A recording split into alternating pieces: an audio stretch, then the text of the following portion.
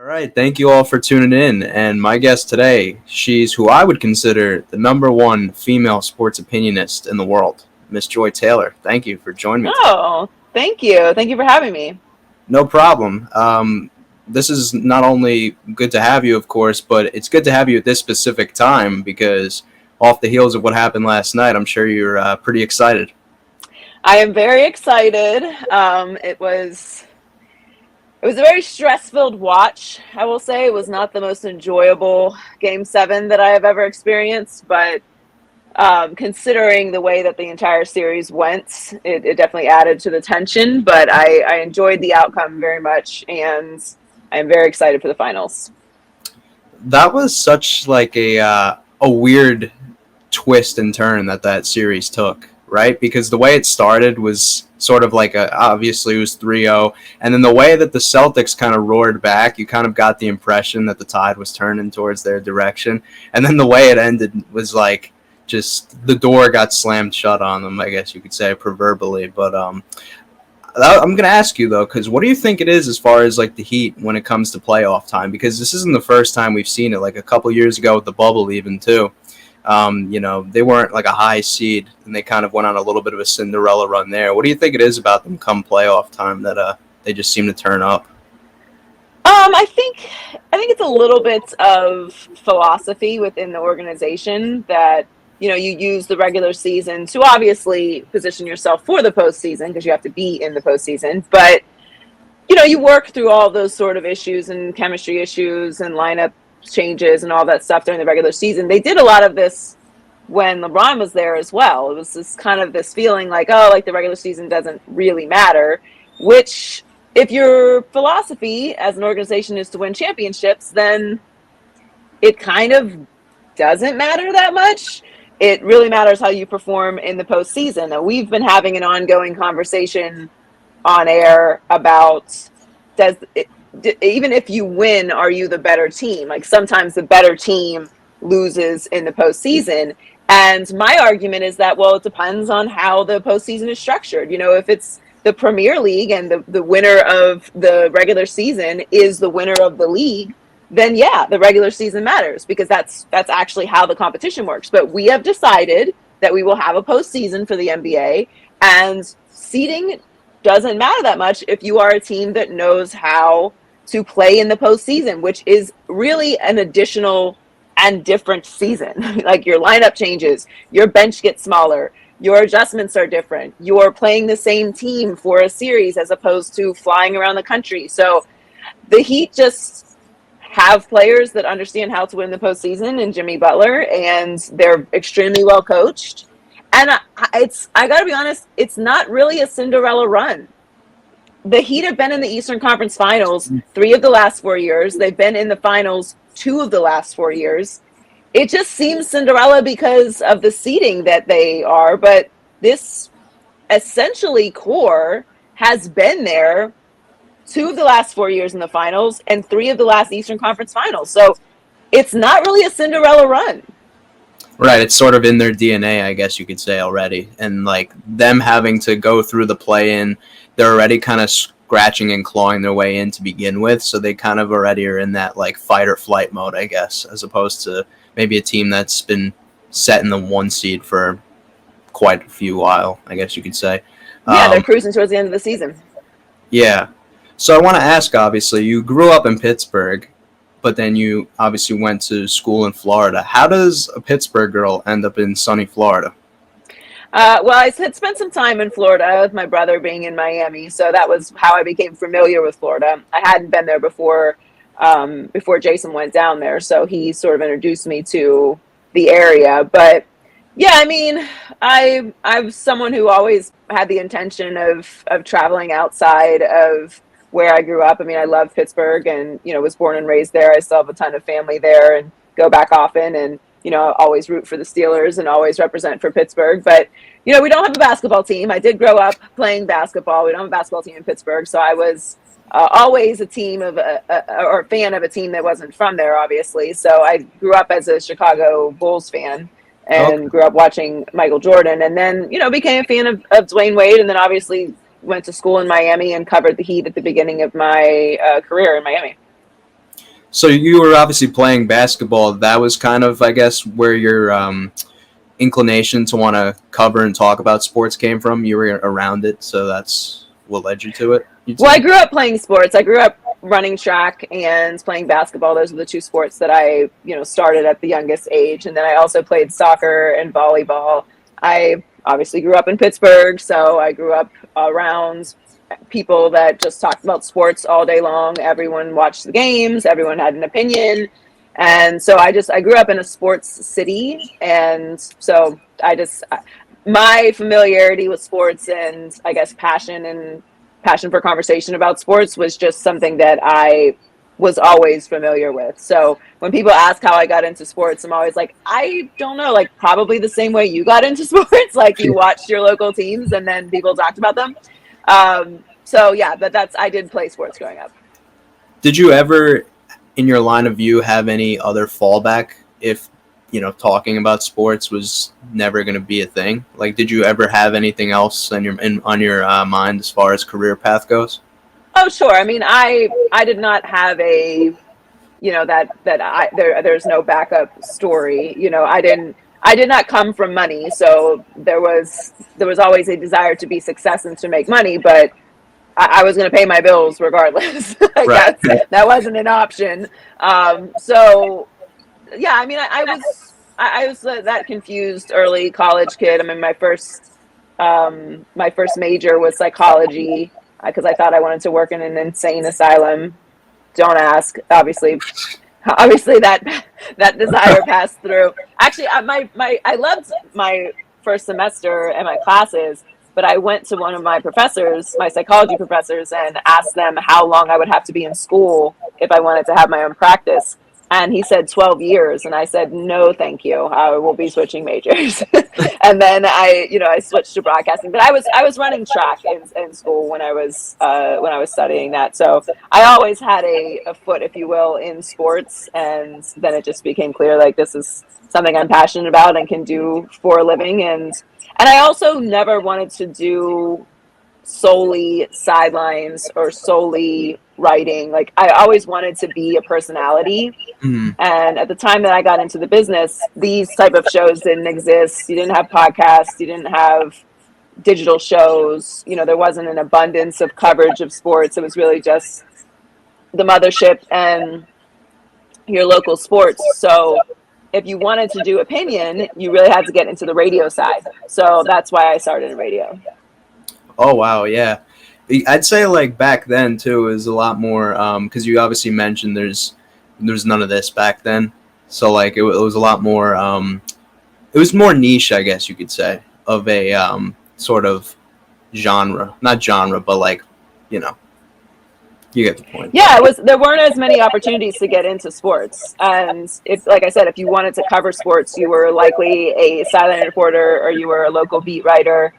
There wasn't a ton of national coverage. Obviously ESPN existed, but it was still like the Sports Center model.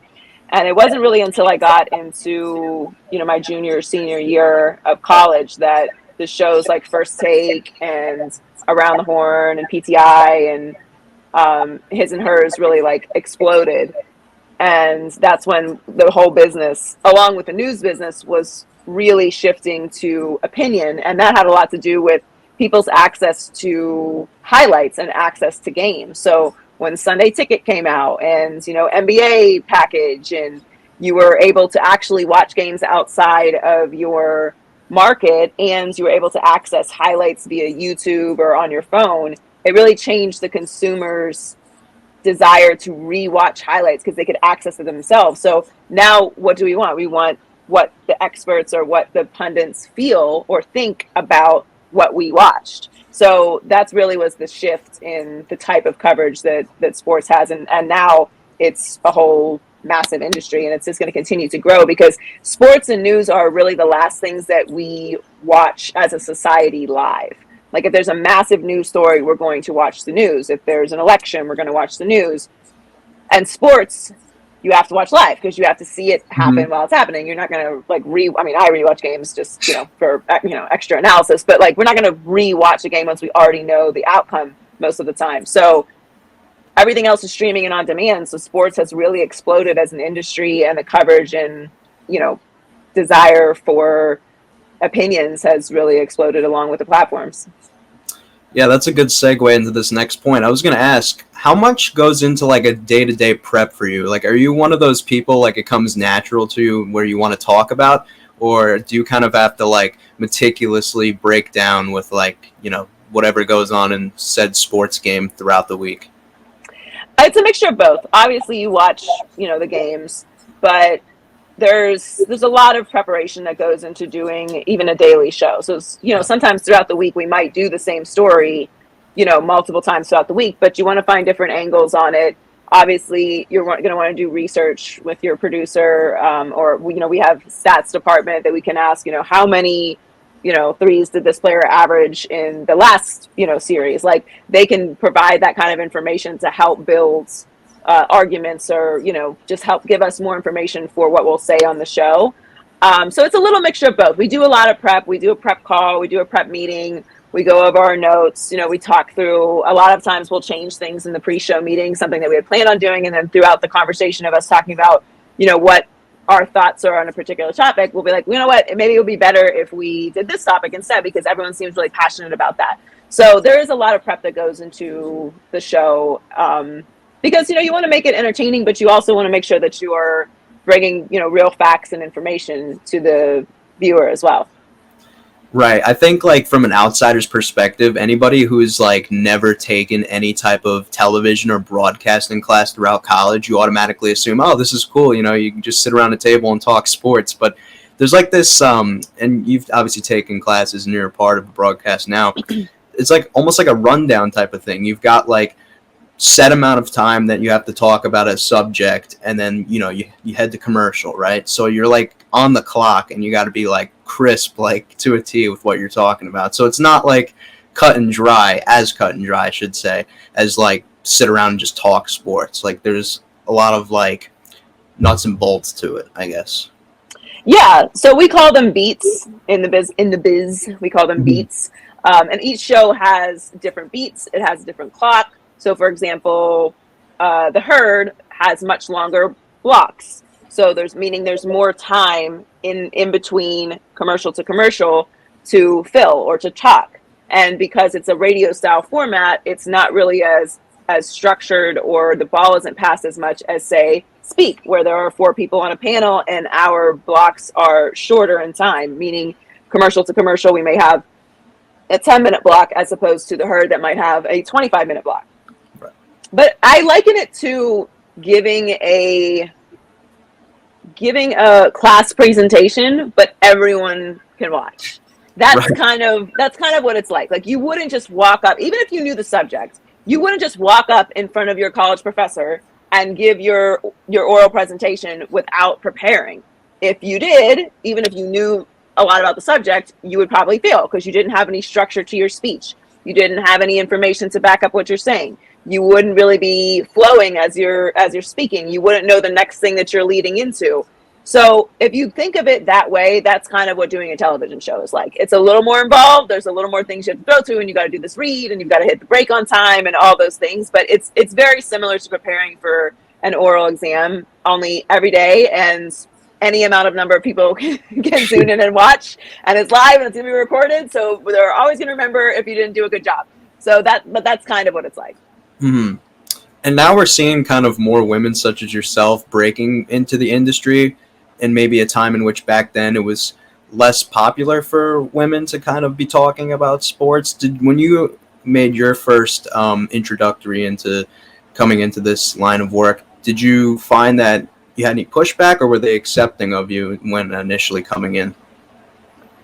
Oh, yeah. I mean, there were certainly people that didn't think that I was capable, or that people would really want to hear what I had to say, or people that would take me seriously, or even wanted to give me the opportunity. And I've still faced that throughout every, step of my career. So that's not going to just all of a sudden go away. It's certainly gotten better. You are seeing much more of a woman's presence in sports and sports coverage. And I don't want to get too optimistic, but I do think that we have slowly upticks to in society the idea that women are actually sports fans. And the way that I always ask people is like, when you watch a game on television, like you're sitting in front of your television, you're watching a baseball game, or you're watching a hockey game, you're watching an NBA game, or you're watching an NFL game, look at the crowd. It's not all men. Right. In fact, you'll find it's like 50-50 men and women, because that's also like what the world looks like. So it's always strange to me. Like, you go to a game, you see women there, you see passionate women fans, you talk to women in sports bars, like they're everywhere watching and enjoying the same sport you are. Why is it so weird that we would also then want to talk about it? So yeah. Yeah, so once, like, I kind of always present it like that, just to kind of get the wheels turning of like, oh yeah, actually every time when I look, I see women, like, yeah, they were always there. Like, it's very much for everyone. I mean, half the NFL's fan base is women. So I do think that we're getting more of that, we're getting more opportunities, obviously outside of just the traditional roles that were sort of reserved for women. We have a long way to go, I think, particularly in the opinion space, but I am encouraged by the amount of women that I'm seeing in the business now. Mm-hmm. What is something about you that maybe people wouldn't know about you? Or that would surprise them, I should say. I don't know. I'm pretty open. I'm a very private person, actually, for being a public figure. I definitely like to protect my peace, and like when I'm not working, like just enjoy my friends and like enjoy my time. I've had to find, I think, as everybody does, a balance, particularly with social media, to like know when to shut it down and just enjoy your life. With the idea that everything is always looming. So maybe that. I mean, I don't know. I've been in the public space for about 15 years now. So Yeah. I don't know how many more surprises I have. Yeah, that's a popular talking point I talk about with a lot of my guests that are on TV. I kind of ask them how they handle the mental aspect of like what comes with being in front of the public eye with social media. Do you ever hear any? I mean, you just said you like to kind of tune out of it once you're out of it, type of thing. Like you do what you do and then just go back to your life. Do you ever hear the noise, like, either good or bad, or like? No, well, look, it's inauthentic to say that nobody sees what's said about them. Like, that's just not true unless you totally don't use social media. Like, you're going to see it. But I don't know. I think I came into it at a different perspective in time, because social media started when I was in college. Like, Facebook came into existence my freshman year of college. So I grew up in a time before the internet, before everyone had cell phones, before social media was like an actual active part of our lives. And so I've had just because of my particular age group, I've had a very unique experience with social media, with the internet, with cell phones, with all of this. So when I started in radio, we used to have, I don't know if they still use this as much. They probably use it more with the social media aspect, but we had you could text into the station. But it was basically like Twitter. Like, it was just random text. You didn't see who it was coming from. If they signed their name, you knew their name. But it was a lot, like, it was like 90% nonsense. Just like terrible things, awful stuff you couldn't even read on air. And we would always be pushed to like implement it because it was usually sponsored. So we would just pass it to the producers, like, pick one thing we can read on air from, this wormhole of disaster. But you could still read it, So I think I got very desensitized early in my career to just that extreme negative feedback. That was before Twitter really devolved into the, just black hole that it is now. So I had a little bit of a buffer to that kind of extreme, like, visceral feedback early in my career. And then Twitter obviously has just, slowly escalated more and more, the more anonymity that people have and the more people that use it. And, we all know, like, what people say on the internet is awful for the most part. Yeah. But I used to really clap back at people, and it was kind of a sport for me. I don't ever get too high or low on feedback from the internet. Right. So if I wouldn't ask for your advice, I don't care about your criticism. And that's just genuinely who I am. Like I can't care. That's like even for people who I know personally who are like giving me like feedback. I'm like, I didn't ask you for this and you don't know what you're talking about. Like respectfully, like cool, like thank you for sharing, but I don't tell you how to go be a doctor. Like I don't tell you how to, do whatever you do in your life in your business. Respectfully, I got it. So it's the same way with the internet. People are all going to have an opinion and they're entitled to it, but I think it's up to you to compartmentalize and to understand that we are not meant to get this much feedback as humans. We're just not. We know way too much about each other. Like all of us know way too much about each other. We feel way too comfortable sharing opinions about each other, with each other, around each other. It's just not normal. And I don't know that all of us have gotten to a place where we can step back and say, okay, this is good feedback and this is awful feedback, and I'm going to treat both of these levels of feedback the same. So that's just how I've navigated it. 10,000 people can tell me that I'm right. It doesn't change my mood any more than 10,000 people telling me that I'm wrong. Everyone has a different way that they handle social media, but that's what's worked for me over the years. And I think just also understanding that if people are telling you terrible things on the internet, they would not say this to you in person.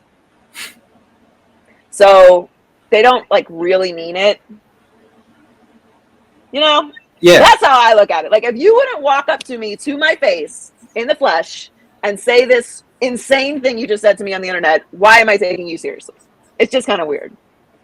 I think like a lot of it too, like a large percentage of that hate, and not just like with sports media too, it just comes in like other forms of like television too. It's like the fans or like the viewers of a product become like very protective over like their opinion. So if like your opinion doesn't coincide with like theirs, but because yours opinion's on TV, like they get mad about it type of thing, right? Yeah, and I mean I think that's also okay. Like sometimes it's okay for people to not like what you said. Right. Like everyone's not supposed to like what I said. I'm going to go do a show. Celtics fans are not going to like what I have to say. That's okay. Like if you're giving your opinion, most people are going to disagree with your opinion, or you're probably not being that opinionated. So it also just depends on like what your space is. In my line of work, I understand there are people who are going to disagree with me. That doesn't mean that they hate me. That doesn't mean that they want me to die. It doesn't mean that, their feedback should change my opinion of myself in any way. If I say something negative about the Chicago Bears, I expect Chicago Bears fans to disagree with me, right? Yeah. Unless they're just, it's something is so obvious. But like, even if it is, they'll still probably be mad. Or, the Lions or the Eagles or whoever it is. It just, you're giving your opinion. So there's also a difference between fans disagreeing with your opinion and sharing their opinion, and someone just being, an awful human that's just saying things that, should never be said by anyone. So it is a lot to navigate, but I think, like I said, everybody has to find their own way that makes them feel comfortable with social media. Mm-hmm. Yeah, for me, I think from seeing you on your time on Speak, now I feel like you're able to show kind of really what most people knew you had, like as like a sports mind, because obviously you had your moments right on like the Herd and with your time with Skip and Shannon, but now I feel like there's almost like an elevated platform for you in a way now, being like a fellow co-host with obviously Shady and Emmanuel and David. Was any part of that with making that shift into Speak to be able to feel like you had more to say, sort of thing? Oh yeah, for sure. I mean, it was definitely a promotion of airtime and space. Obviously, I loved my time on Undisputed, and my time with Colin was incredible. It was two massive platforms, but the roles were different on each show. I was a moderator on Undisputed, a co-host on Herd, and now I am, a full-time host with the same space on everyone else as everyone else on the show. So that was an inevitable evolution of just me being able to, have more space on the show.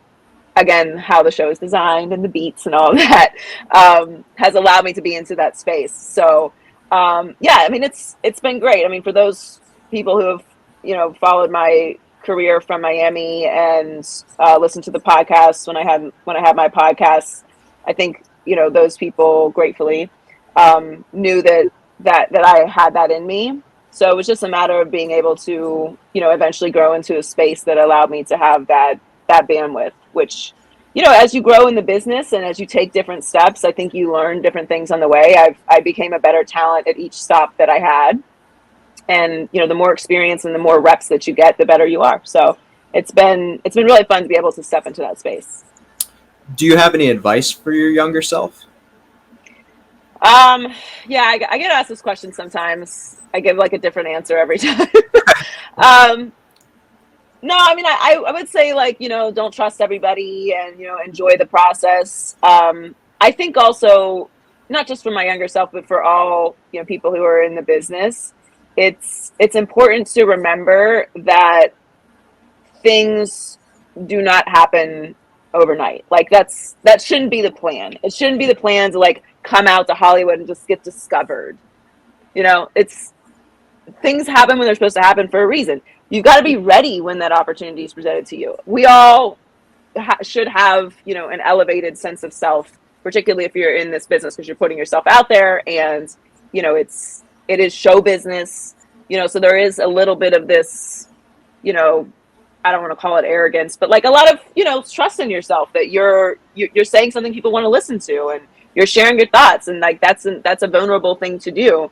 So being told no can feel like the end of the world. But, a lot of people who have moved on through their career give the same feedback to younger people because it's true. And like, maybe, I hope it's a good thing to understand it sooner, that just being told no or not getting an opportunity or not getting the opportunity when you particularly wanted it, to understand when you're not being valued and when you're being taken advantage of, or the space that you're in is not the right space for you, and to understand when, okay, I still have more work to do to get better and to be able to grow into this role. And that's a balance that you find, I think, in any job whatsoever, to any business that you're in, not particularly just the media business or sports media business. And, I can look back on times that I was extremely frustrated, and I'm grateful that I had people around me telling me to be patient and telling me to, refocus my energy and keep pouring into myself rather than, panicking and, making a decision that would have taken me in a completely different direction. When you say about not trusting people so easily, did you ever feel like by anybody in that process, were you being led astray at all when it came to getting into the industry? No, I think it's just more about, trust yourself. Like, don't listen to what makes everyone special is that everyone is special, right? Like, if everyone's special, no one's special, sure. But you're only going to be the best version of yourself. You can't be better than Skip Bayless at being Skip Bayless. Right. Nobody's better. No one's better. No one's better than Shannon at being Shannon. No one's better at me than being me. No one's better at Colin than being Colin. So trying to be someone that already exists is not going to help you, because you're not going to be as good as them. So why not be the best version of yourself? So when I say that, I mean, trust yourself. Like, what makes you special, what you have, your upbringing, your experiences, your point of view, your style, that's going to be the thing that makes people want you, not the fact that you remind them of somebody else. And that's not to say don't study what successful people do. I very much believe in that. I love to study what super successful people do, their habits, what got them there, what kind of mentality do they have that keeps them continuing to grow in their success. That is something that you should duplicate and study, but not who they are. You are special. What you bring to the table is unique. Your voice, your perspective. So don't shrink yourself because somebody's like, I don't know that I really like this. So many people have tried to change fundamental things about me, And thank God I am as arrogant as I am, as defiant as I am, because it was just, it was not smart. It was just stupid. There were stupid things, and it would have really derailed my career. It was not good advice. So don't trust that just because someone is in a higher position or just whatever. Like if they're trying to change you, they're not giving you good advice. If they're trying to change your habits, if they're trying to change how you prep for show, if they're trying to give you advice on like, hey, when you come on air, make sure that you nail your first thought and then go into like things like that, sure. But who you are, you should not change that. Well, with that speech, you might want to start accepting applications to pregame locker room talks before NFL games. There you are! Well, in closing here, I'd be remiss to not ask, since I'm from the area, of course, should Jets fans temper their expectations coming into the year or have a healthy amount of optimism? Where do you think the line between the two is? I think Jets fans should be unhinged. I think they should be happy and excited and thrilled and ride the wave of excitement 100%. That's what Jets fans should do. Leave all the skepticism and the speculating to everyone else. Fans should enjoy these moments. But I get the fear, trust me. I have watched the Dolphins for most of my life. I have had many years of disappointments. But be excited when something exciting is happening if you're a fan. It could go great. It could be amazing. It could be a disaster too. But I don't think it will be a disaster. I don't know if it will be as good as everyone is thinking it will be. But if you're a fan, I mean, why are you gonna squander the opportunity to be excited about having Aaron Rodgers? Like, that's cool as hell. And he landed the whale. Like, it actually happens. So that alone is exciting. I know. You see the Taylor Swift concert the other day. He was there, too. So yeah, he's leaning in. In the air. It's in the air here in the Meadowlands. What can I say? But thank you so much for taking time out of your busy schedule to come chat with me today. I look forward to seeing what you have to say on the air today about the game last night. And for everybody watching this, be sure to go check her out at 4:30 Eastern time on Speak on FS1. Joy, thank you again so much for your time. No, thank you for having me. For sure. Have a great day. Thanks.